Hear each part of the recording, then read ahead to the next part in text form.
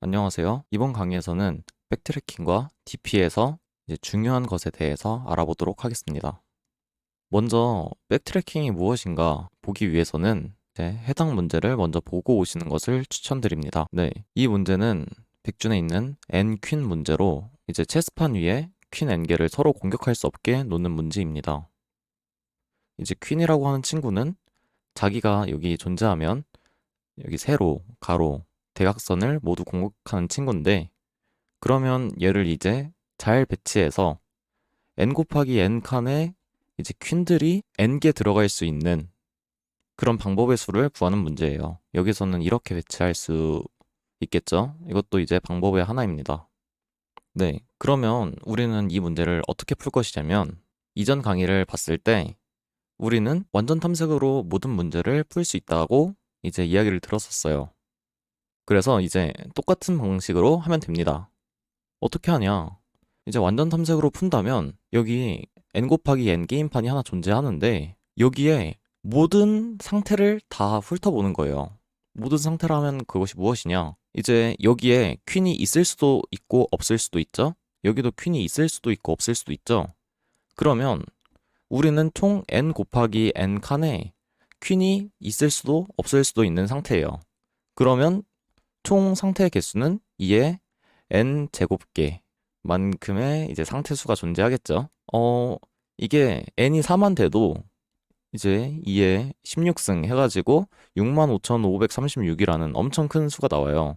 사실 백준에서는 충분히 돌릴 수 있겠지만 이제 n5, 6 이렇게 점점 커지면 문제 풀기가 어려워지겠죠. 네, 그러면 이거를 어떻게 더 최적화할 수 있는가? 이제 거기서 출발한 게 이제 백트래킹입니다. 무엇이냐면 결국 백트래킹도 완전 탐색의 일환이에요. 근데 어차피 쓸모없는 것은 보지 말자라는 뜻입니다. 이제 예를 들어서 여기 퀸이 이렇게 딱 붙어 있어요. 여기 같은 행에 존재하거나 같은 열에 존재하면 굳이 여기서 더 퀸을 배치할 필요가 있을까요? 이미 안 되는 상태인데. 따라서 이미 안 되기 때문에 여기 이 상위 상태로 다시 돌아가는 것을 의미를 합니다. 마찬가지로 여기 두 번째 케이스 같은 경우에도 대각선으로 이미 공격을 하고 있기 때문에 여기 배치한 것을 다시 뒤로 돌려보내는 거죠. 본인의 상위 상태로 보내기 때문에 이제 백트래킹이라는 이름이 붙었습니다. 네, 이렇게 해서 일단은 지금 대충 한번 보는 거고, 네, 그래서 백트래킹은 이제 완전 탐색의 아이디어에서 출발을 했는데, 결국 우리가 하는 거는 완전 탐색과 완전히 똑같습니다. 모든 상태를 이제 돌면서 조건을 만족하는지 검사하는 방법인 거죠. 우리가 그때 봤을 때 F 답은 조건, 이렇게 해도 충분히 답을 찾아낼 수 있다고 했었죠. 그러면 여기서는 이 답에다가 우리가 만든 게임판이 들어가는 거예요. 그래서 이 게임판을 뭐 아무튼 우리가 확인할 수 있는 형태로 저장을 해두고 그 게임판이 조건을 만족하는지 검사를 한다. 네. 근데 완전 탐색에서는 하지 않는 프루닝이라는 작업을 합니다. 왜냐면 우리가 했던 방식을 그대로 완전 탐색으로 구현을 한다면 아까 이야기했던 이의 n 곱하기 n 승이 만들어지기 때문이죠. 그래서 이제 우리가 보지 않는, 볼 필요 없는 부분을 잘라내는 가지치기, 프루닝이라는 작업을 진행합니다. 그러면 다시 그림으로 한번 돌아가 보도록 하겠습니다. 우리가 아까 봤던 여기 어차피 조건을 만족하지 않는 친구들을 이제 non promising이라고 합니다. 네, 이렇게 유망하지 않는 상태에 대해서는 더 이상 탐색을 진행하지 않는 거죠. 그리고 이제 유망한 친구들에 대해서만 계속 탐색을 이어가 줍니다. 네, 근데 그러면 이게 대체 뭐 얼마나 줄인 거예요? 이게 그렇게 대단한가? 싶을 수 있는데, 제가 아까 전에 이 n이 4일 때를 말씀을 드렸죠? 지금은 그래도 어느 정도 한눈에 들어오는 정도에서 이제 탐색이 끝났는데, 아까 전에 이제 65,536개의 케이스가 있다고 했죠? 그거를 여기 표현하려고 하면 엄청나게 많은 노드가 필요할 거예요. 네. 만약 그림에서처럼 이제 논 프로미징한 상태를 잘라내지 않았으면 그냥 모든 상태를 확인하면서 2의 16승계의 상태를 모두 확인했을 거예요. 그러면 여기서 이제 이렇게 물어볼 수가 있어요. 프루닝이 좋다는 건 알겠는데 그냥 그렇게 막 잘라도 되는 건가요? 예를 들어서 내가 여기서 잘라가지고 원래 봐야 되는 케이스를 못 볼 수가 있잖아. 그러면 이제 이를 위해서 상태라는 개념에 대해서 공부할 필요가 있습니다. 네, 이걸 계속 보여드려서 죄송한데 일단 이게 엄청나게 좀 잘 표현한 그림이라서 계속 보여드리는 거니까 참여해 주시길 바랍니다. 네, 그래서 방금 그래프를 보면 사이클이 존재하지 않는 것을 확인할 수 있습니다.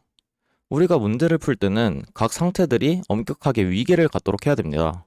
이제 위계를 갖는다는 뜻은 예를 들어서 상태 A가 상태 B를 만들 수 있는데 상태 B가 상태 A를 만들 수 있으면 우리가 문제를 풀기에 굉장히 어려워져요. 그래서 문제를 풀 때는 상태들이 엄격하게 위계를 갖도록 해야 합니다.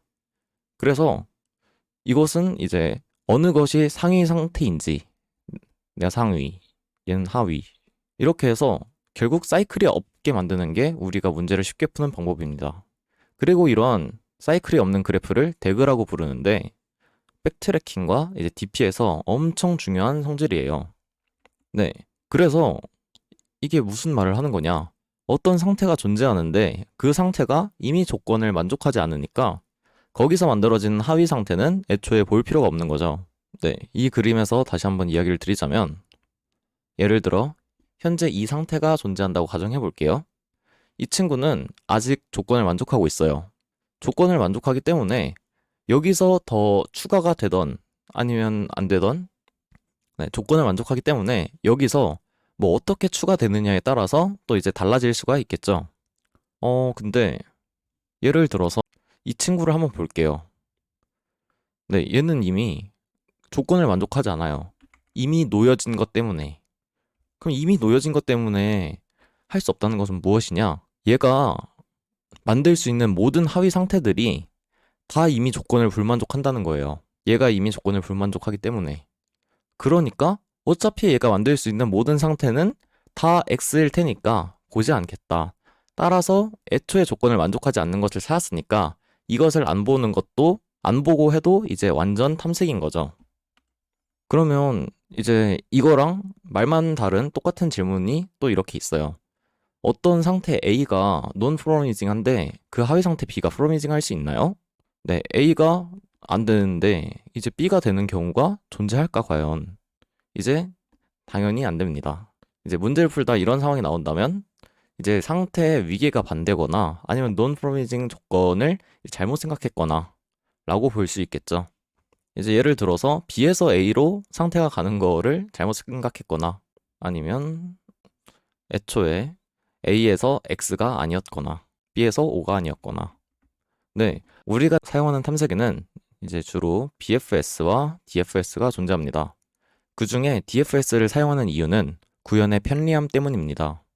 백트래킹은 현재 상태가 논 프로미징 하면 더 이상 탐색할 필요가 없기 때문에 본인의 상위 상태에서 다시 탐색합니다. 이미 퀸이 서로를 공격하고 있네? 그러면 여기서는 더 볼 필요 없으니 탐색을 이어가 줘야 하는데 그러면 본인의 상위 상태로 이동을 해야겠죠. 근데 DFS는 스택으로 관리되니까 현재 상태를 스택에서 빼내고 나면 현재 상태를 호출한 상위 상태가 맨 위에 있습니다. 네, 여기서 내가 지금 여기 스택의 맨 위에 있는 친구를 보고 얘는 뭐 더 이상 못 쓰겠는데? 라고 이제 쳐냈다고 가정을 해볼게요. 그러면 얘를 호출한 그 부모 상태는 그 상위 상태는 여기에 존재할 거예요. 왜냐면 DFS 얘도 마찬가지로 그렇게 호출을 해냈으니까. 그래서 이 상태가 유지된 상태로 이제 스택의 맨 위에 존재하겠지만 BFS를 사용하면 본인의 상위 상태로 되돌아가기가 이제 굉장히 어려워집니다. 그래서 보통 DFS를 사용을 하고 이제 백트래킹이랑 이제 DFS랑 같다라고 생각하는 분들이 종종 계신데 이제 백트래킹을 잘 하기 위해서 DFS를 사용해 주는 겁니다. DFS는 탐색 기법이고 백트래킹은 알고리즘이라고 보시면 될 것 같아요. 네, 그래서 여기서 중요한 부분은 상태는 본인의 하위 상태를 대표한다.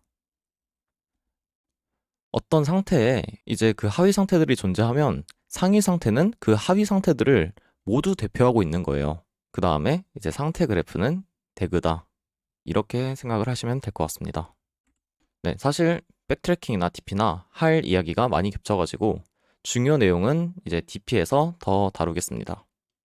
네, 이어서 DP에 대해서 이제 이야기를 해보도록 하겠습니다. 네, 먼저 이 문제를 한번 읽고 오시는 것을 추천드립니다. 이 문제는 영상 설명란 링크에서 확인하실 수 있습니다. 네, 그러면 이 문제를 확인하셨다고 생각하고 이 문제를 해결하는 함수를 한번 정해 볼까요? 네, 여기서 또 우리의 친구 나돌이가 답변을 해주고 있어요. fi가 i번 테이블일 때 여태 마실 수 있는 포도주의 최대값으로 둔다면 fn을 알면 우리가 문제에서 원하는 값을 가질 수 있고 f0은 0이에요.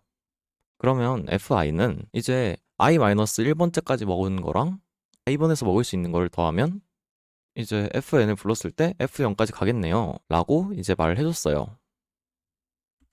근데 이제 접근은 좋았는데 해당 함수는 제대로 작동을 할 수가 없습니다.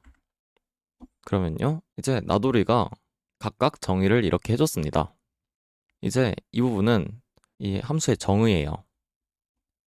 이 함수의 각 인자들이 어떤 의미를 가지고 있는가? 이것은 현재 상태라고 봐도 무방해요.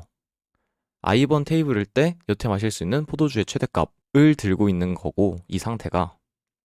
그러면 우리가 구하고 싶은 거는 이제 n번째까지 다 하고 싶었던 거니까 이제 fn이라고 하는 친구를 알면 우리가 문제에서 원하는 값을 가질 수 있겠죠. 나돌이는 함수를 정의한 다음에 이 함수로 답을 구해낼 수 있다 라고 일단 가정을 한 거예요. 이렇게 정의를 해두면 이걸 알았을 때 답을 풀 수가 있다. 그리고 이제 베이스 케이스를 찾는 거예요. 베이스 케이스라 하면은 이제 완전 기저 상태, 우리가 쉽게 계산할 수 있는 가장 간단한 상태를 이제 정의를 해둡니다. f0일 때 0입니다 라고. 당연하죠. 왜냐면 fi는 i번 테이블일 때 여태 마실 수 있는 포도주의 최대값인데 이제 당연히 0번 테이블에는 아무것도 없을 테니까 f0은 0이겠죠. 그렇게 했을 때 점화식을 세운 겁니다. 네, 내 하나 이전 테이블이 마신 최대값에다가 현재에서 마실 수 있는 값을 더하면 fn을 불렀을 때 fn은 이제 fn-1 플러스 뭐 array i가 되겠고, 이것도 쭉쭉쭉쭉 이 n-1이라고 하는 친구들도 쭉쭉쭉쭉 수가 줄어서 결국 f0까지 도달을 하겠죠. 그래서 이 베이스 케이스, 우리가 이미 정의를 해둔 가장 간단한 곳까지 도달을 해서 이제 문제를 구해내는 거예요. 그래서 나돌이의 이런 정의는, 이렇게 함수를 정의하는 것은 이제 굉장히 바람직한 정의였어요.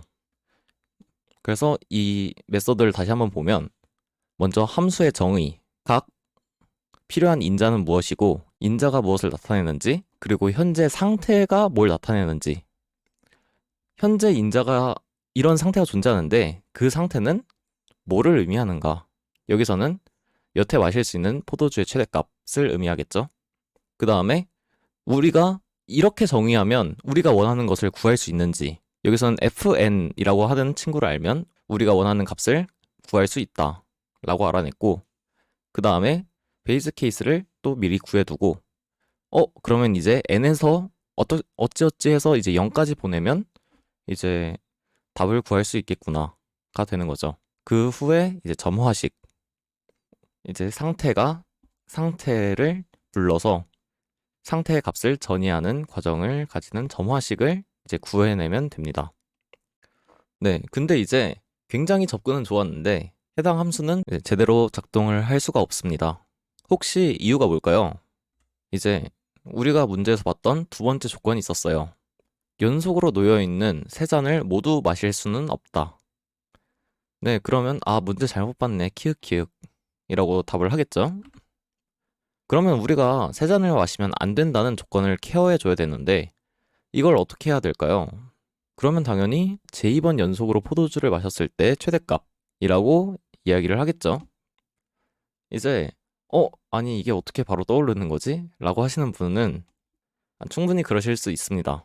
그렇기 때문에 여기서 이제 제가 어떻게 정의를 하는 것이 좋을지 알려드리는 시간을 가지도록 할게요. 네, 그래서 여기 나돌이가 얘기해준 걸 시각화를 해보면 이제 여기 n번째 테이블이고 지금 한 잔도 안 마셨다. n번째 테이블이고 지금 한 잔 마셨다. n번째 테이블이고 지금 연속 두 잔 마셨다. 라고 하는 것들이 존재합니다. 그러면 얘는 각각 어디서 값을 가져올까요? 지금 0이라는 거는 내가 지금 안 마신 거고 지금 연속으로 한 번도 안 마신 거니까 그러면 내가 이 이전에 몇 잔을 연속으로 마셨든지 상관이 없는 거죠. 왜냐면 내가 지금 안 마셨을 테니까. 그래서 여기 이전 테이블에 모든 상태에서 다 가져올 수가 있습니다, 값을. 근데 내가 지금 연속 한 잔 마셨다고 해요. 그럼 연속 한 잔 마셨으면 뭘까요? 이제 당연히 연속 0잔을 마신 상태에서 지금 마셨으니까 이제 한 잔 연속으로 마신 거겠죠? 이제 두 잔 연속으로 마셨을 때도 똑같죠. 내가 당연히 이 이전 상태에서 한 잔 마신 상태에서 이제 내가 또 마셔야 두 잔을 마신 상태가 되겠죠. 네, 이렇게 해서 내가 이 n,0이라고 하는 상태의 값을 구하기 위해서 얘랑 얘랑 얘 이 세 개를 다 이제 값을 가져오고 있는 겁니다. 근데 이제 우리가 맨 처음에 정의를 했던 건 어떻게 했을까요? 지금 연속 세 잔을 마셔야 된다는 걸 케어를 안 해주니까 그냥 똑같이 이렇게 가져오고 있는 거예요. 그러면 이게 시각화하면 뭐 어떻게 다르냐? 지금 여기 이전에 있는 세 개를 다 가져올 수 있는 건 이제 i, 0만 가져올 수 있습니다. 왜 y? 당연하죠. 내가 지금 한 잔도 안 마신 상태니까 내 이전에는 몇 잔을 마셨는지 상관이 없는 거야. 근데 내가 지금 한 잔 연속으로 마시려면 내 이전에서는 안 마신 상태여야겠죠? 근데 그거를 케어해주지 않고 여기서도 가져오고 여기서도 가져오고 여기서도 가져온 거예요. 왜 케어를 안 해줬냐면 당연히 여기 뒤에는 팩터가 없었으니까. 그래서 우리가 그 답을 도출하기 위한 함수는 이런 형태로 생겨야 되는데 지금 이런 형태로 생겨서 그냥 값을 다 마구잡이로 가져오는 상태가 된 거죠. 그러면 이게 왜 이런 일이 일어났을까 하면 상태가 제대로 정의가 안 돼서 그렇습니다. 네, 그 백트래킹 때 아이디어를 한번 볼까요? 이제 상태는 본인의 하위 상태를 대표한다. 그리고 상태 그래프는 대그다. 네, 이제 상태는 본인의 하위 상태를 대표한다. 라는 것은 이제 현재 상태의 하위 상태는 내가 이미 다 고려한 거예요. 이제 우리가 함수를 정의하고 그 함수의 그래프를 그려봤을 때, 이제 생각해봤을 때, 해당 그래프를 보고 어떤 조건을 고려하지 못하는지 알아차려야 합니다. 그럼 무엇이냐? 상태라는 것은 문제에서 요구한 조건을 케어하기 위해서 정의한다. 현재 상태에서 가장 옵티멀한 값을 들고 있는 거예요. 이제 옵티멀한 값, 아니 가장 옵티멀한 값이 도대체 무슨 뜻이죠? 아까 얘기했던 이 대표한다라는 뜻입니다. 내가 지금 이렇게 딱 상태가 고정되어 있으면 여기서의 가장 최적인 값을 얘가 가지고 있는 거고 현재 이런 구조를 최적 부분 구조라고 합니다. 네. 그리고 이제 탑다운과 바텀업의 정의를 헷갈려 하시는 분들이 계실 것 같아서 준비를 했는데 이제 탑다운은 이렇게 생겼고 이제 바텀업은 이렇게 생겼습니다. 이제 뭐가 다를까요? 이제 무슨 차이인지 아시겠나요? 그러면 이제 간선 방향이 반대다? 라고 하실 수 있는데 바로 맞습니다. 이게 엄청 중요한 차이점인데 이제 탑다운 같은 경우에는 이제 여기 상위 상태에서 나 계산해야 되니까 너네들 값 가져와 하면서 얘네들 값을 요청을 하는 거예요. 근데 이제 바텀업 같은 경우에는 내가 현재 상태를 딱 완벽하게 정의했을 때 그러면 이제 그제서야 나보다 높은 그 상위 상태한테 이제 값을 업데이트를 해줍니다.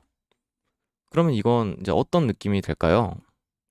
네, 여기 있는 상위 상태에서 여기 있는 하위 상태들의 값을 이제 가져오는 느낌이 되겠고 바텀업 같은 경우에는 내 이 현재 상태가 딱 내 현재 상태가 값이 계산이 됐을 때 여기 있는 상위 상태들한테 이제 값을 업데이트 해주는 느낌으로 진행이 되겠습니다.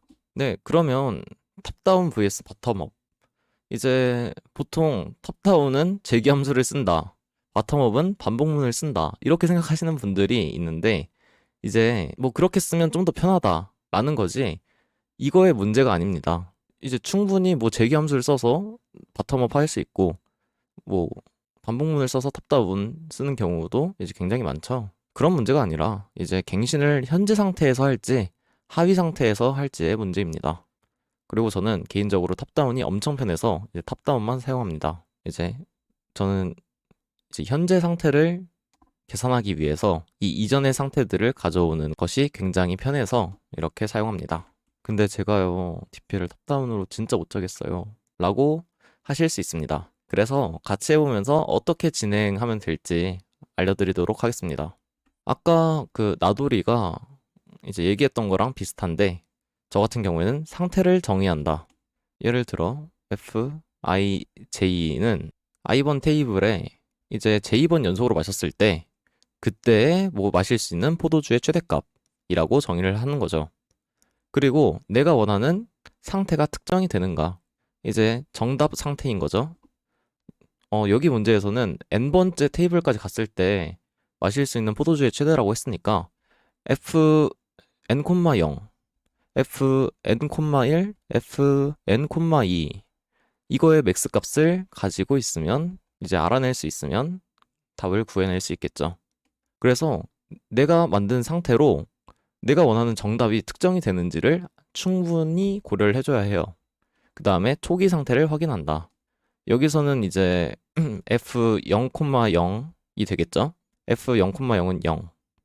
이제 예를 들어 f0,1이라고 하면 어떻게 될까요?